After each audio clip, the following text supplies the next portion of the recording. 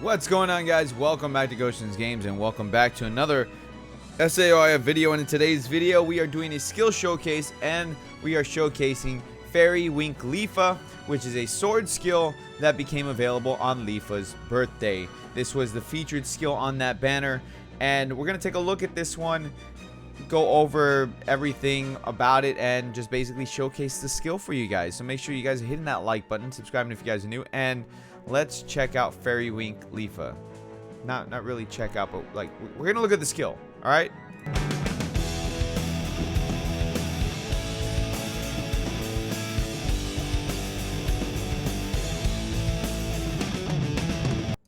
All right, guys. So Fairy Wink Leafa.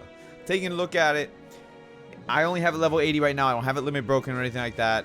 And honestly, I don't think I would limit break this skill only because I wouldn't use it on a regular basis. The only time I would use it is if like I'm fighting a holy or an enemy that's weak to holy. But regardless, let's take a look at it. Back ray thrust, 760% damage, AoE 3 times hit.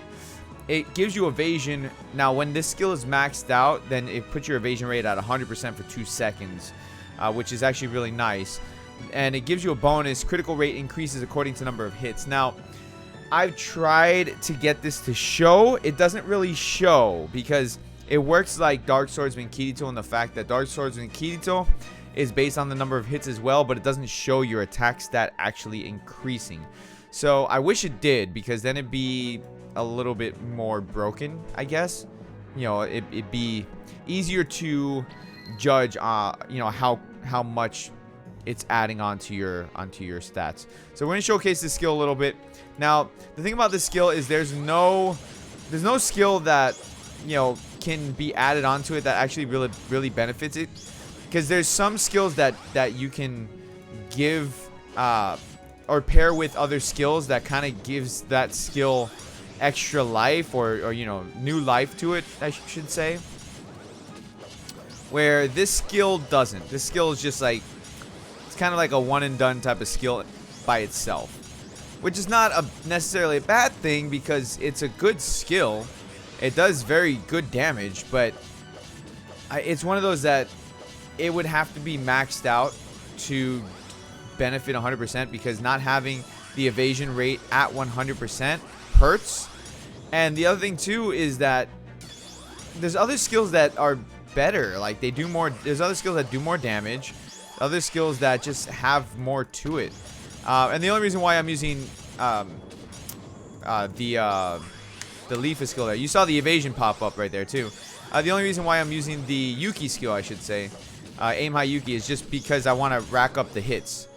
Other than that, there's no specific reason why I'd be using aim high Yuki, because honestly I haven't used aim high Yuki in a while. The only thing that it's good for is farming, and I haven't really been farming, to be honest with you.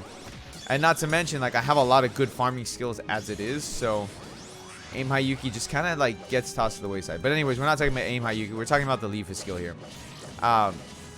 So yeah, I tried to get the critical rate to show. It doesn't. It's, like I said, it's built in, just like Dark Swordsman Kirito.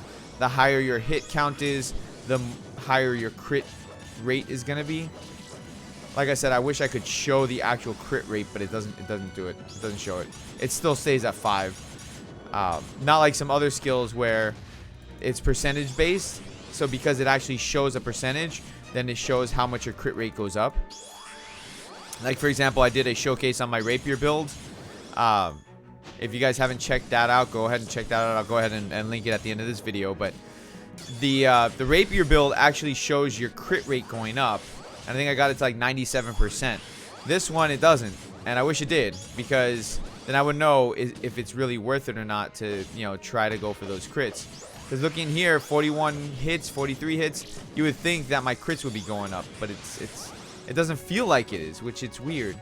And I thought that maybe, okay, if I have to use this skill to activate it. But no, that's not the case either.